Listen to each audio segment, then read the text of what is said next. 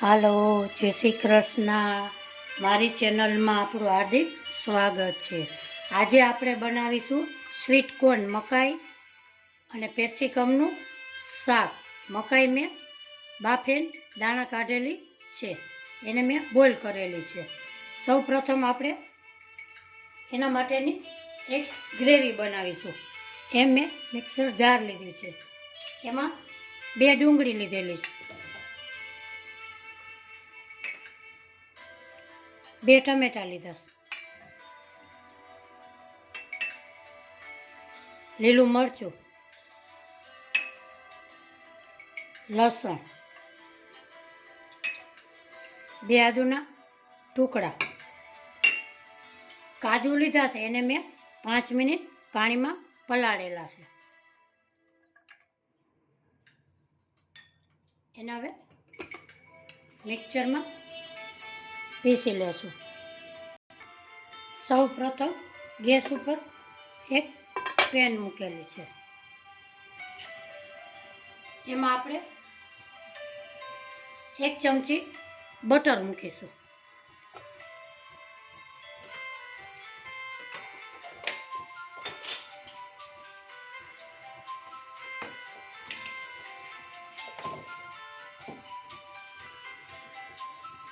બટરને આપણે ગરમ થવા દેશું.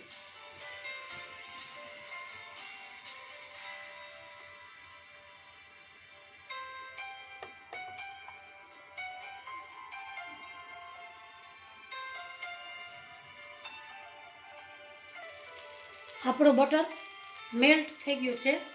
આપણે કેપ્સિકમને એમાં સોતળી લઈશું.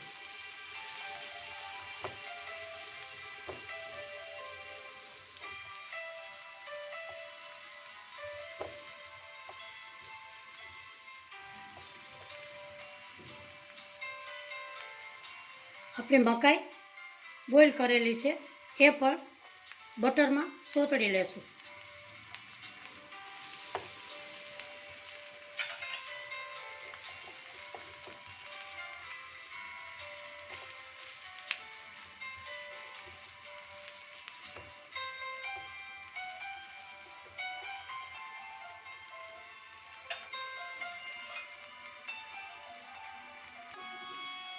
આપણી મકાઈ અને કેપ્સિકમ સોતળાઈ ગયું છે.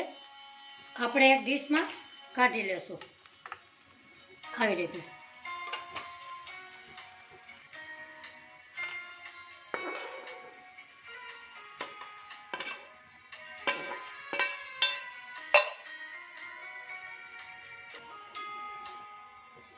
હવે મેં પેન મૂકેલી છે, એમાં આપણે તેલ મૂકીશું. 3 સ્પૂન, 3 ચમચી તેલ મૂકેલું છે.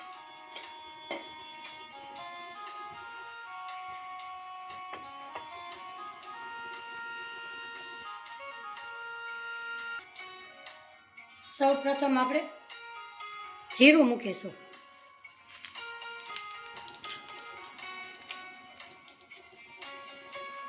એમાં આપણે ગ્રેવી કરી એ ઉમેરશું.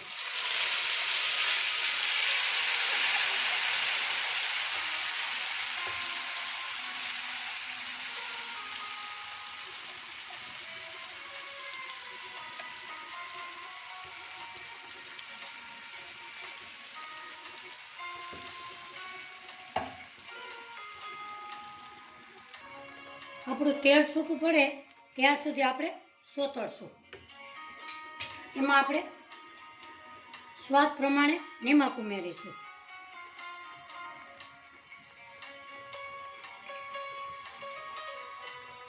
થોડી હળદર, ધાણા જીરું પાવડર,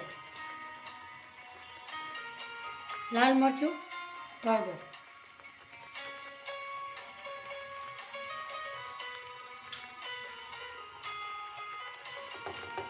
એને આપણે સોતળી લેશું. તેલ છૂટું પડે ત્યાં સુધી હલાવશું.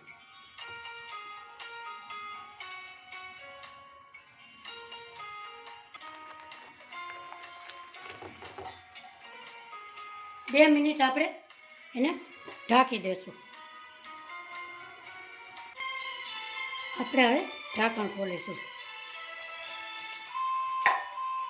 આપણું તેલ બધુંય છૂટું પડી ગયું છે, એટલે આપણી ગ્રેવી પરફેક્ટ સોતળાઈ ગઈ છે. એમાં આપણે મકાઈ અને કેપ્સિકમ સોતળેલા છે એ ઉમેરશું.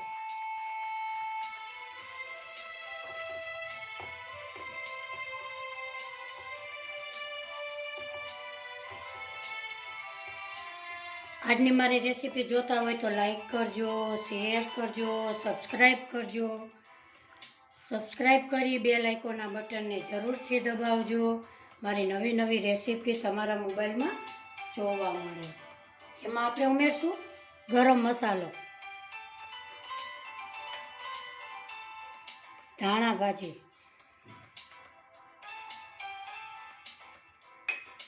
થોડીક કસૂરી મેથી.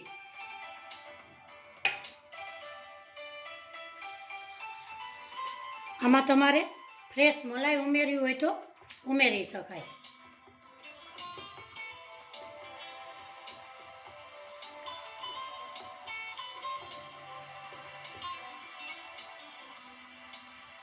બે મિનિટ પકાવવા દેશું. આપણું તેલ છૂટું થઈ ગયું છે. આપણું શાક પરફેક્ટ બની ગયું છે. આપણે હવે સર્વ કરીશું.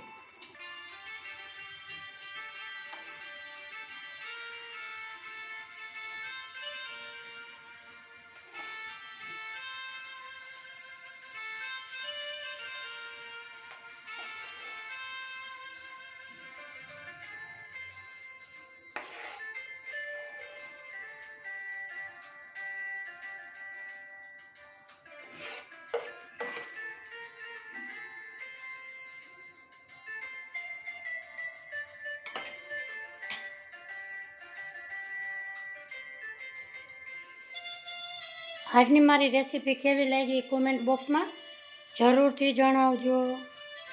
ફરી મળીશું નવા વિડીયોમાં. આવજો. બાય.